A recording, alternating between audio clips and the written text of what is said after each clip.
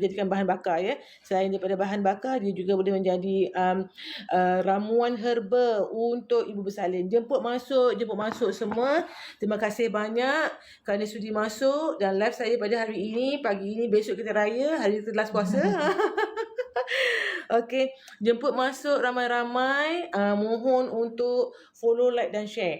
Okey, untuk pengetahuan semua, hari ini adalah merupakan hari yang ke-7 untuk customer kita berpantang, tapi dengan untuk Suri hari ke-5. Hari ke-5 ya. So hari ni kita buat kita buat bertangas, kita buat mandi herba, tungku, urut lagi Parang pilis bengkung kan.